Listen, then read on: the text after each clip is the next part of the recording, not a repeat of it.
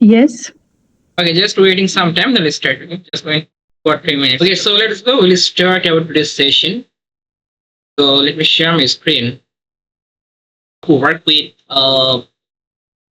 geospatial modeling, how to perform in Google Earth Engine, or agricultural land suitability blueprint, a multi-criteria geospatial analysis model for this region. Okay, so any region you can easily apply it for agricultural land suitability or different types of suitability. Just apply the same method. Okay, so multi-criteria geospatial analysis model can easily apply, okay, for any study area. So in this time, when you work with multi-criteria evaluation, so we need to know some data.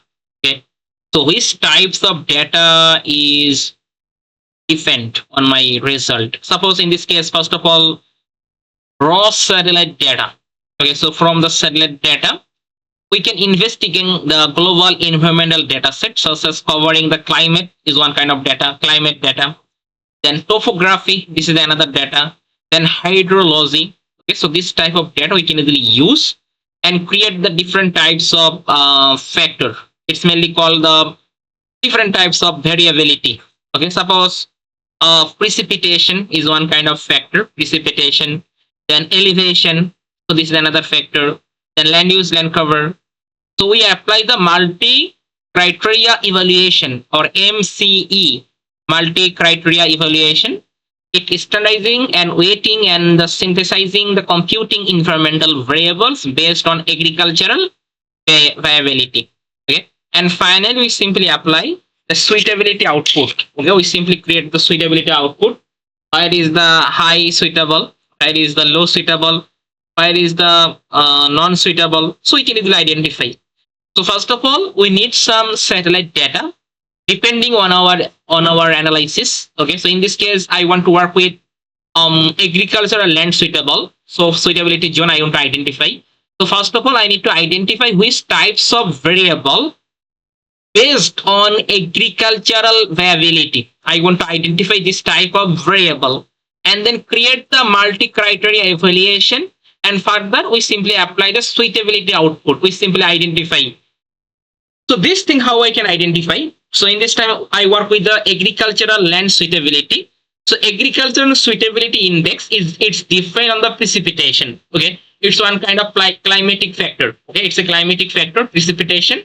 It defined on the agricultural suitability index, as well as also temperature. So this is another one, temperature. It's another climatic factor, and this factor is also defined on the agricultural suitability index. Then slope. So this is another factor. It's mainly topographic factor, slope. So it also defined on the agricultural index suitability. Then hillshade, it also agricultural suitability index. It also defined for agricultural suitability index for the hillshade. Then distance to river, mainly it is the hydrological factor, distance to rivers. So it also defined on the agricultural suitability index. And finally, land use, land cover. So these things is also defined on agricultural suitability index. So now I want to work with agriculture suitability index. So I want to identify which types of variables is defined on the agriculture suitability index. Okay, I need to identify. So I can easily apply different types of suitability. Okay, it depends. Suppose livestock suitability. So for the livestock, which types of variable is different for the livestock? So I want to identify this type of variable and then apply the suitability. So in this case, I simply apply agricultural suitability. So further, I simply identify which types of factor is different on the agricultural suitability. So I want to use this type of factor, and further I simply compute the agricultural suitability. Okay, so this is the main purpose I want to identify. And in this case, we simply apply one study area. So I'll show you the code after some time, then you get the idea. So if you check the precipitation, so precipitation, I can easily get the precipitation data source from the CHARP satellite data or CHARP satellite data. And I want to, this analysis I do for 2021, but you can easily do it for any time period. So I do it for 2021. So I simply compute the 2021 annual sum precipitation or total precipitation. and I collect my precipitation data from chart satellite data. Chart satellite data we simply collect, and we apply the aggregate total rainfall over the calendar year. So clip with the specials to the Chittagong geometry boundary. So this is my study area. So I simply apply for to compute the total rainfall over the calendar year for this study area. And I want to use the UCSB. It's a chart satellite painted data. So this is the precipitation factor. I just collect from the charts. Another factor, LST, land surface temperature. So here I use the Modis LST day 1 kilometer data, and I compute the 2021 daily mean. Okay, daily mean and data transformation. So raw Modis data is captured in the Kelvin, but in this model I simply use the Celsius. Okay, so for this simply subtract this value 273.15, then it's easily convert Kelvin to degree Celsius. So these are the two data set, precipitation and land surface. So precipitation data we simply use for the charts, painted data, and land surface data we simply use the Modis LST, day 1 kilometer data. And also topography. For the topography, we simply use the DEM data. It can be NASA SRTM DEM. So this NASA SRTM DEM we simply use, and in this DEM we simply apply the two variable. From this DEM data we drive two variables. One variable is the train dot slope. So it's calculate the physical incline or critical for erosion and farming viability. Okay, it's compute the slope. And hill shade, it's a e dot train dot hill shade. So this function calculate the solar exposure based on the train shading. The shading we also calculate it. So this is the topography. We just use the DEM data, and from the DEM data we compute the two variables. One variable is called the slope, another variable is called the hill shade. After the land cover constraints, so land cover we simply use this land cover sources. So ES world cover V100. So this data we simply use for this land cover. But you can use any land use land cover map. There is no problem. So here I use the ES land cover V100. So this is the ready-made product. So this product I simply apply for my study area, and I choose the cropland. Okay.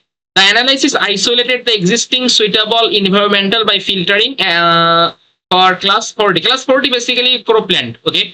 So in this data set, class 40 is the cropland. We simply isolated the existing suitable environments by filtering exclusively for class 14, mainly cropland. We simply separate. Okay. So after that, we simply apply this type of things. So we simply this data it is a hydrosheds data. We simply compute. So hydrosheds data.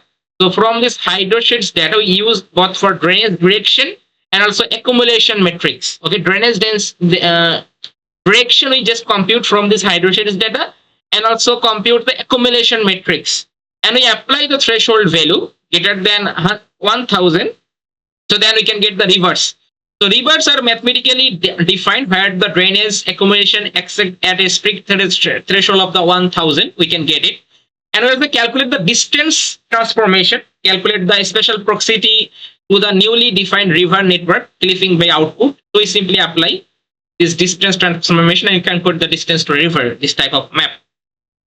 So now data normalization. So here we can see this is a variable slope, precipitation, and temperature.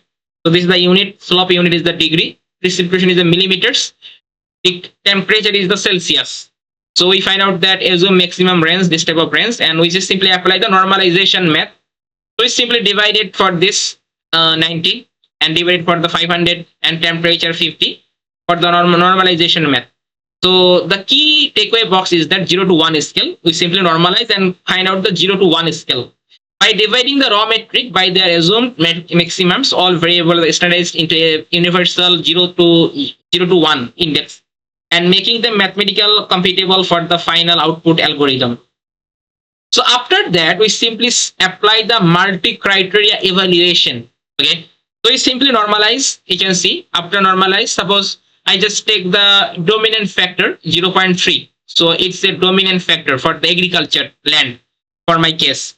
So I choose precipitation is the 30%, then slope is the 20%, temperature is the 20%, land cover is the 10%, hillside is the 10%, and distance to river for 10%.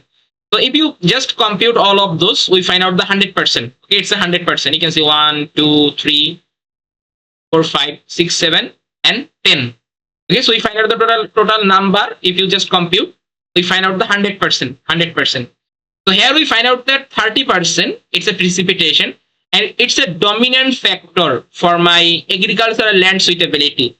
So that's why it shows the highest value, 30%. It's a 30%. Okay. Type of factor.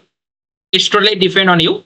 Okay, you can also change. So in here I just simply apply 30% for precipitation, 20% for the slope, 20% for temperature, and 20%, 10% for land cover, 10% for hill shade, and 10% for distance to river. But if you want, you can also change this type of weight value.